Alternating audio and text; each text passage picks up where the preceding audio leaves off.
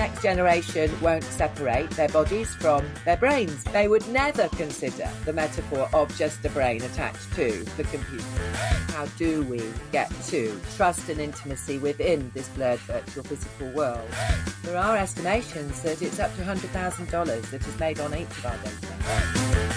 Creativity and the use of machine learning and AI, I've never seen them as able to work separately. Hello and welcome to the Creative Tech Podcast, where we discuss how technology can help you to be more creative. This podcast is made by the National Centre for Creativity Enabled by AI, which is a bit of a mouthful, so we call it CBAE for short. It's presented by the director of CBAE, Professor Neil Maiden. Neil, who's in the studio today? Today, I am delighted to discuss a truly fascinating topic, the Internet of Bodies, with Ghislaine Boddington, a reader in digital immersion at the University of Greenwich here in London.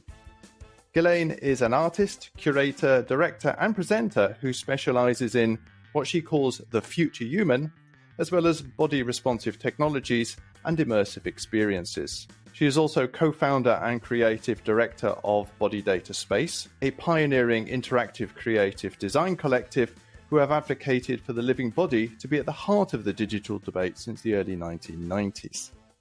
With a background in dance and performing arts and a long-term focus on blending our physical and virtual bodies, Ghislaine engages in issues such as telepresence, biometrics, identity, and the representation of self, as well as connected body enhancements, digital intimacy, and collective embodiment of the future. Ghislaine, good morning, and how are you? Good morning, Neil. I'm very well. Yes, thank you. Where are you talking to us from today? I'm in London, as you said. I'm in Shoreditch, and I'm actually in my home office, working from my home desk this morning. I think you're very close to our offices in Bunhill Row, actually. We may bump into each other having a coffee at some point. Are you busy at the moment? I am. I've had a very intensive, busy patch, and hopefully it's just starting to clear a bit before Easter, because I've got some more creative stuff that I want to get on with and need some time and space for that. Fantastic. Are you using any of the technologies that we're going to be talking about today as you talk to us? More in the process of writing and doing the next final bits of grant applications, etc. So hopefully back in the more practical side by May time or so. So in your recent paper, which was published in AI and Society, you argue for something that many of our listeners will not be aware of, something you call the Internet of Bodies. You argue that our physical and virtual worlds are blending and our bodies are finally becoming interfaces. What do you mean by that? Can you give us some concrete examples? Coming from a dance background, and I entered into working with technologies kind of by chance in the late 80s when I was a young dancer and producer, and we were starting to work with American choreographers actually using digital video, and really that grasped me straight away, this actual amazingness of looking at ourselves on screen, the narcissism that's involved in it, but also the relativity of it. So I, from around 91, started to work with what we called remote stage connectivity. So connecting studios without the internet, of course, at that time, usually mainly using BNC cabling to link up, but so that we could start to explore the relativity to each other across time and space. And it been particularly for me linked into identity issues. I'd already been working a lot on interculturalism and identity theory, but also in practical terms, dealing with that in physical events and festivals, etc. And I was very interested in it personally, but also already slightly concerned at the lack of understandings that were happening across the world and knowledge exchange situations. So because my whole life has really been about dance and the body, and I work from an embodied point of view, that's what comes from me, and my feet work better than anything else, so I actually, of course, became engrossed in that early technology sector, luckily being in London and being involved therefore when the first internet cafe started to open, and we were really in London Bridge around the Backspace Internet Cafe, and that's where we had our first website and where we were in a community of all working together. And I was able to bring into that the performing arts side, the dance, the theatre, etc., to start to mix with it. And the debate became very clear, and it was a hard debate to work against, that actually what was of great interest then, and rightly so, from this birth of this wonderful burgeoning method of knowledge exchange was it was about heads and heads exchanging. Mm-hmm. It was very much the metaphor. And I have one slide for this that I use in presentations, which is, the picture of the big brain, which is attached by multiple wires and data flows to the outside world and back in again, and transmitting, recepting and shifting and creating knowledge exchange all across the world. This mass consciousness exchange in a way, and thinking and knowledge.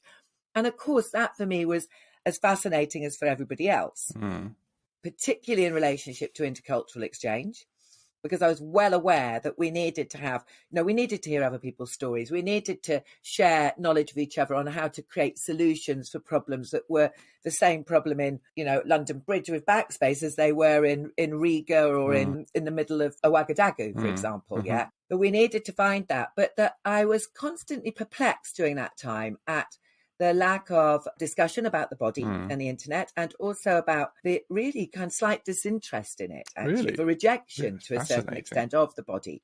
This metaphor of the brain attached to the computer becoming the big thing.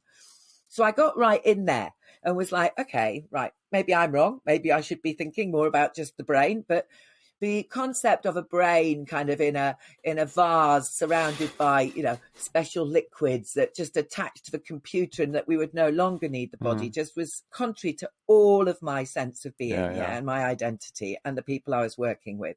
And I read a lot and I met a lot of people and I got involved in the transhumanist movement, and I was like meeting fantastic discussions and crossovers.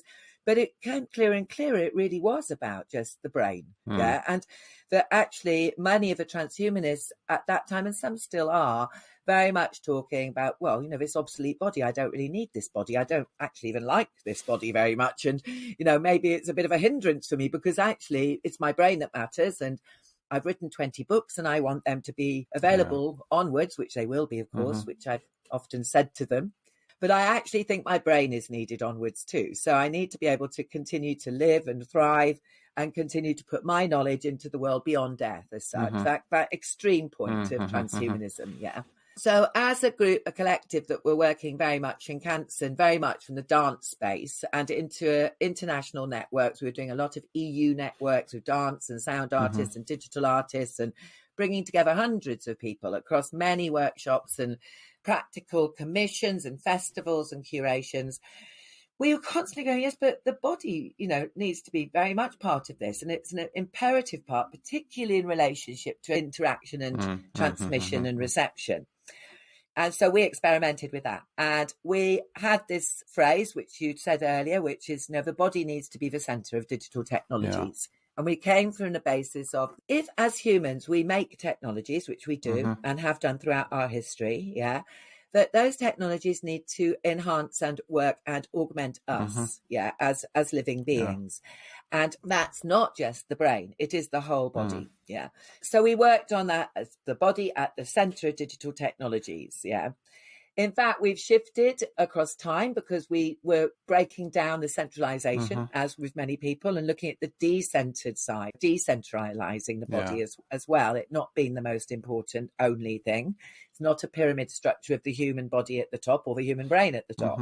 And so we moved into the 2000s very much going, okay, working with creative industries now, starting to see what's coming through, the beginning of the quantified body, the beginning of much more body-led technology starting to emerge, and realizing that actually what we were talking about was really the body as the interface. And that we've reached a point in around 2006-07, we kind of conceptualized that as the Internet of Bodies. So you talked about technologies that people will now be familiar with, such as the quantified self. Do you think the argument's been won now that bodies are part of the interface? They may not frame it in the way that you do, but is this accepted, certainly with so much portable sensor technology that we have nowadays? I think it is much more accepted, and particularly within the technology industry, both at corporate and at creative industry level. But I think that we consequently do have a series of problems that were bound to occur linked to that are the kind of opposite end, the polarization of involving the whole living body within technology. And the body being the interface has created a set of negatives, which we are now in the process of exploring. And that debate, I think, finally has reached a much bigger mass consciousness. And partly that has been to do with the pandemic and COVID. True. So here we are in 2022. Can you give us some examples of what you think might be popular or growing uses of technologies that enable us to interact and engage with all of our bodies? I think at the baseline level, you have a smartphone in your hand. Most people do, not everyone in the world, but most people do, or have access to, even within a small community, one phone that's used by many. And that smartphone actually could launch Apollo flights now. We've got so much power in our hands. And from that phone, if we had a visual rendition coming off the phone of the data we transmit and receive from that phone, we would be surrounded by a mass of data lines going in and out of us. And that interaction is not just between two forms. It's not just voice to voice. It's voice to text or image to sound. So that literally shifting data from being one type of data to another happens through holding something in our hands. So on an everyday level, we do it without thinking now. We're unconscious of those shifts. On the next level up, people have chosen many to go towards the quantified self, as we know. So there's a lot of wearables which are linked to health and well-being, linked to fitness, etc., where people obsessively are actually quantifying themselves to the point of modification. And we are now moving into really an age of modification of the body, where we actually start to control and understand what the quantification is. So I think there's probably about 50 different data outputs, which actually we understand today about our bodies that we possibly didn't even 5 years ago. If you're using those quantified tools as a regular, say, runner, sports person, dieting, but also for health and fitness and for, very importantly, around quite complex medical complaints, etc. And then I think the next layer up is we start to move into virtual worlds and the virtual physical blending side that I've always been very interested in. I could see it coming for years, since the early 90s. How are we going to live physically alongside our virtual selves and others? How do we start to move across what must be a blurred edge? It has to become blurred. It has to enable us to live physically well and to encounter and enact within the virtual.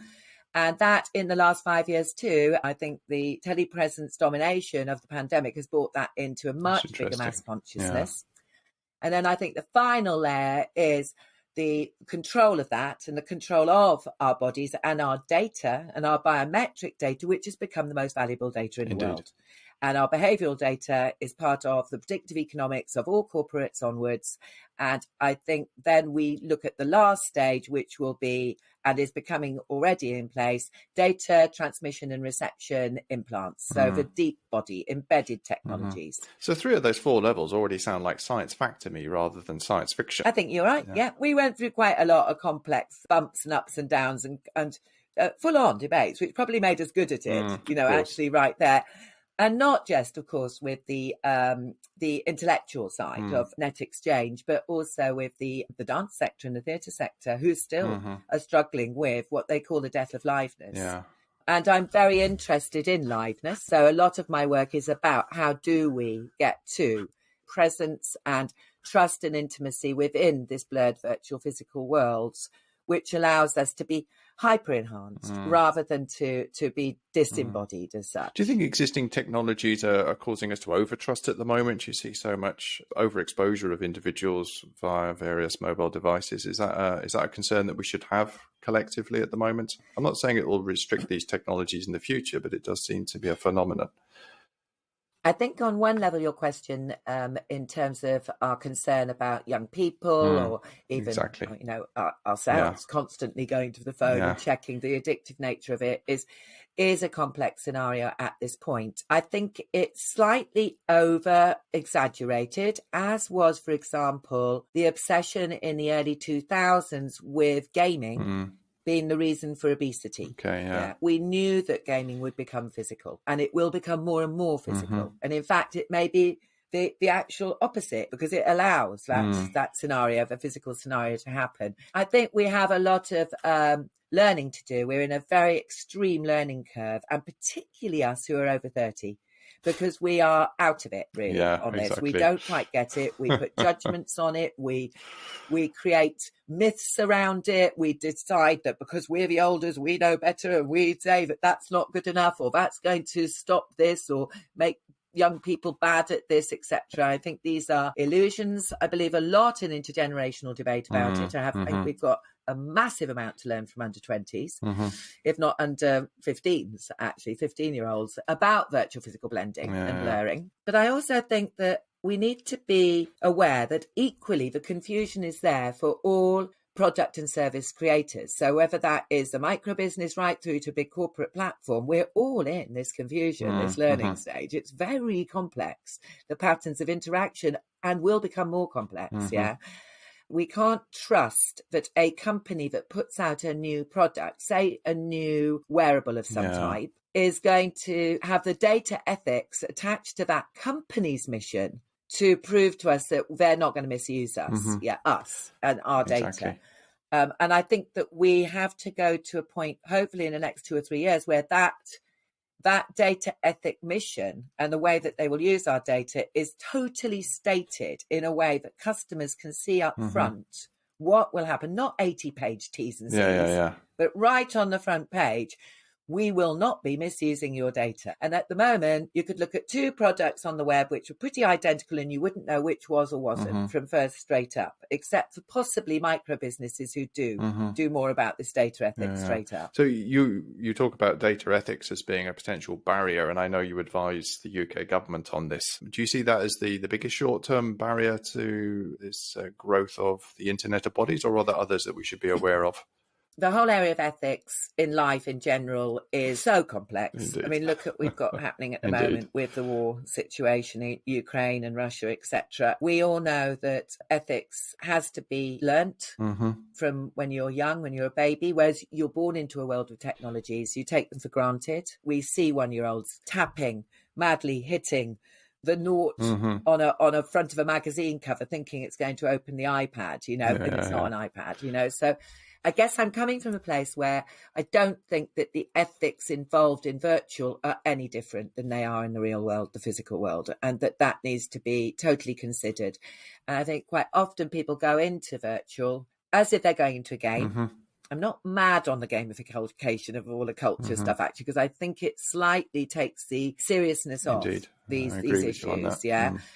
It's very different playing hide and seek with friends in a house than playing hide and seek on the internet when you're creating false information. So it's more about people's understanding how to behave. Following on from your argument about the blurring of the virtual and the physical, we should behave in the virtual as we behave in the physical. Absolutely. And therefore, taking it straight back to it's my body, it's my heartbeat, it's my emotion, my behavioural traits, my gait, my gaze in the physical world. I own that, and I have the choice to, opt out of donating it if I want to, which I don't. I have, I'm perfectly happy about donating from my body, but some people, through various cultural, religious reasons, would choose to opt out, And therefore, I believe we should have the choice with our body data too. And that ethic needs to come into place. So where are we with that generally in owning our own data? Because I get a sense that we, as you said earlier, with the T's and C's, we inadvertently sign a lot of it over when we download an app or buy a new sensor-based product. Where's that going, do you think?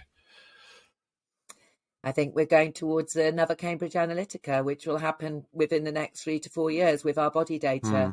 It's so obvious, that the harvesting of data invisibly from our bodies, which has doubled across COVID with vaccine passports and with the different layers of what we've had, information we've just had to put into apps, etc., etc. It's absolutely definitely true. Data gathered in the world has doubled in the last 2 years. And it's obviously not all body data.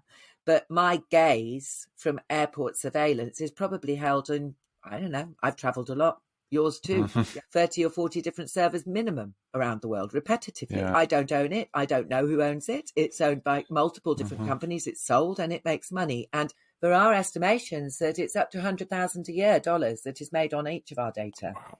In general, by the corporate, by the whole. Yeah, sure. So extraordinary. Imagine if that money was going back into, not necessarily to me personally, but actually was going into a pot to provide data for people who don't have data access.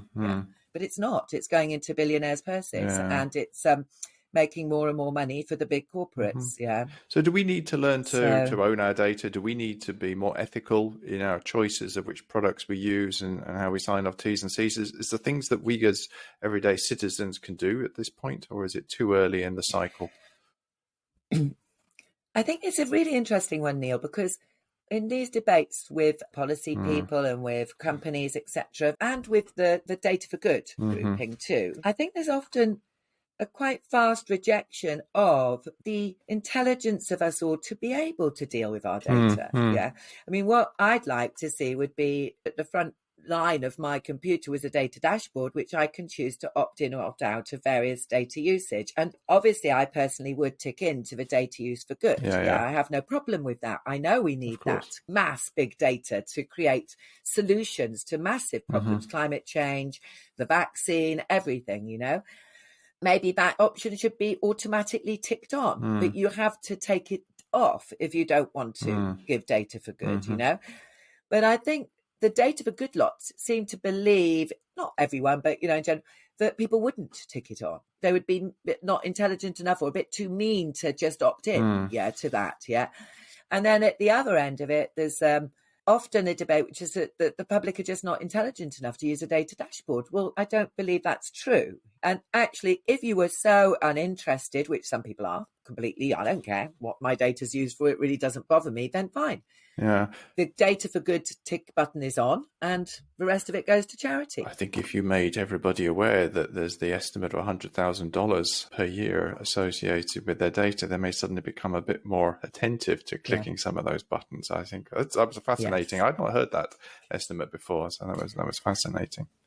So how do you see this notion of the Internet of Bodies shaping our future? Is it going to be more in entertainment? Is it going to be in business, education? Are there some sort of directions in which you see, we call them low-hanging fruit, over the next 3 to 5 years, and then some longer-term challenges? I think in a way, the Internet of Bodies concept has been very much based on individual identity, you know, and how we hold on to selfhood. And data ownership is linked directly into this too, selfhood and living uniqueness. I've been part of the Internet of Things since 1999, the council. I'm very aware of all these connected objects. I've run huge studio projects where I might have 30 or 40 living beings, but also maybe 150 machines. And I never saw any of them as really other than connected. And, you know, we have to chain connect them to get our work to happen. Complex interaction work. And I think also working with generative softwares also is part of that too. I've always been very interested in how we, the living body changes the audio and visual around you is often what we work with. So machine learning, which is generative and working with us as living bodies. So, and then the implant side, I've done a lot of work with cyborgs and with implants, and that also automatically suggests connectivity and has some connectivity in it already. So it's a kind of umbrella for this whole area of why do we need to be connected, what the positives could come from that, but also how do we be aware of the issues that could be attached to it or the dangers that could occur if we're not aware enough of the connectivity and how it is being, I guess, data graphed, in a sense. So who's seeing the opportunities at the moment then? I mean, a lot of new technologies that come along are normally first grabbed by the entertainment industry, and then there's not quite a trickle down, but there's a secondary take up in other sectors afterwards. Is that possible with this kind of technology? Is that a good thing if it is possible? How do you see it playing out in the next 5 to 10 years? I think it's well on its way. You're right, it's military and entertainment are often ahead. I mean, with telepresence, which I started in 91, working with the remote stage stuff, the military were ahead of that. And, so we got to Skype in 2005, and it becomes mass, creating your own avatar at home really came in through Second Life, making something which looked like you or didn't look like you, whatever you wanted to be, that multi-identity side. And also motion capture came into the living room with Connect in, I think it was 2009 or 11 or something. Yeah. And before that, motion capture, I was doing literally grounded by long leads and not, tethered, totally tethered, just being able to work in a very small circle. That doesn't work for living beings and dance. So it was always pre-production for post-production work. So I think entertainment has moved forward very fast on this. The gaming world, we are seeing their connected bodies all the time. And of course, we now have the big announcement of what we all knew about already, but the metaverse. Yeah. And the metaverse, or multi-metaverses, or multi-micro metaverses, which actually are connected up. This is where we will see very, very rapid developments and convergences of body technologies, entirely body technologies, into these virtual collaborative share spaces in a way. And our centre at CBAY, we're very much interested in using digital to augment human creativity, be that individual creativity or collaborative creativity. Do you see any interesting opportunities or applications for the internet bodies to augment human creativity in problem solving, artistic endeavours and so on? I'm sure you must have mulled this over at some point. Yes, I think it's an entirely collaborative thing. The Internet of Bodies is about sharing and collaborating, about us transferring data, beliefs, knowledge, ideas into central points which we share. Those could be completely open central points, for everyone, or they could be for just me and you.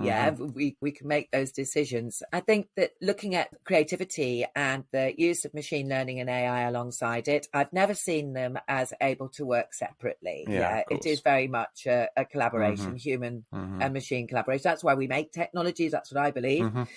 The wheel doesn't do anything without us. That was a very early technology which has become extremely useful and has had a lot of problems too, causing mass pollution and climate change issues. So although what would we have done without the wheel? Indeed. So, it's like these things are not new issues. We need to look a little bit deeper at what collaboration is. It's too rapidly used. It means nothing anymore, really, because there's so many people use it because that's how you get the funding, or whatever. There's too many people who collaborate with lighting designers who are really telling the lighting designer what to do, and not allowing a creativity to happen from everyone that's involved. And that definitely is true in the arts, in creative industries still, in design, because there's too much hierarchy still in place. But I do think that we are seeing incredibly amazing creativity happen in very collaborative forms, and with this more collective embodiment happening within the total creative worlds of Fortnite, Roblox, Minecraft, which are, and I just got an update on this the other day from some top industry people. Everyone's stunned how much is happening in those areas. Absolutely stunned, particularly, of course, across lockdown. But here we're talking really about the under 15s. They are flowing in collaborative creativity with machine learning, within gaming worlds in that case, but their transference of that into their world of work is where we're going to see the huge shift in how people do work in the future. So is it these guys working with machines that's challenging the block that it's the hierarchy, or is it simply we're bringing in new generations of people that are not conditioned to work in the ways that those of us above 30 have been? Or is it both? I think it's a bit of both. I did some really interesting work in Montreal a few years ago using the dome, which is fantastic working with data in domes, because you can be totally free body and natural. And there could be 200 of you working together and creating really huge shifts in data around you. Whether that's sound and image for beauty, or whether it's multiple words for creating educational resources.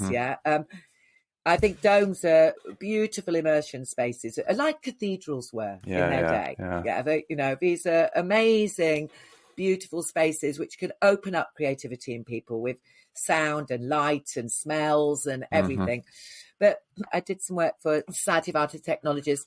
As part of their immersion experience conference, we ended up having 80 across 2 or 3 sessions, VR and AR software programmers into the dome to work with our machine learning, generative, reactive softwares. And they were dancing and moving. We were, directing them on very simple but very fun group movement stuff and contact improvisation stuff. And they were seeing the coding up on the walls as well at the same time as seeing the reactions they were seeing. So they loved it. This next generation will be automatically in that flow. They won't separate their bodies from their brains, basically. We're back to the beginning of my discussion. They would never consider the metaphor of just a brain attached to the computer. I think there we have coming through those very creative in-game places at the moment. They are, in-game platforms, a set of young people who will be our next set of world creators. Not necessarily coding themselves. And that's an true. interesting, complex problem for our computer friends out there, because they'll need the coding to start to work for them and ahead of them. That's where AI will start to work with them. And where they will create the collaborative environments or the co-creation in a very hyper-connected way.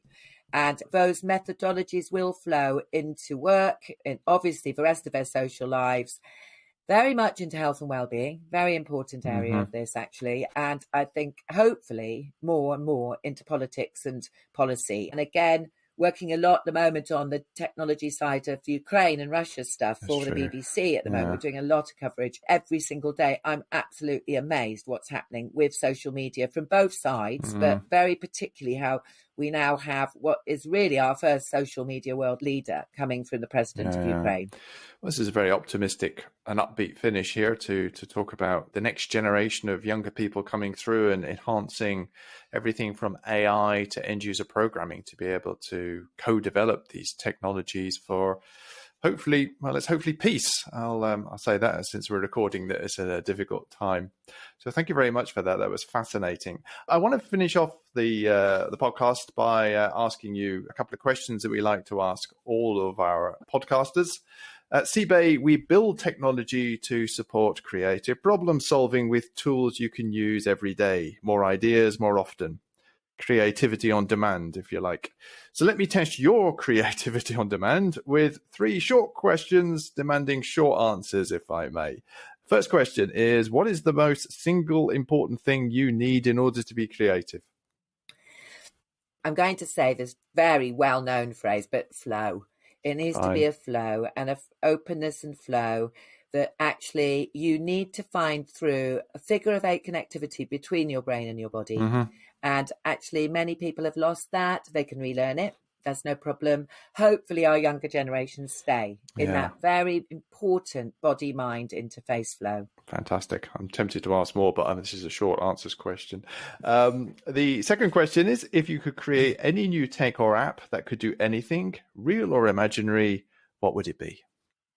An unconscious bias eliminator. Oh, I like that. Because I think that's our biggest problem in the world, is the way that we unconsciously judge. Yeah. And I think if something flashed up when I was talking and said, maybe you should double think here, is this a bias towards this person or this situation in this direction? I'm not saying it is, but could you check yourself, double check yourself? Because we are so trained and educated into being biased in various different ways. Indeed. Fascinating.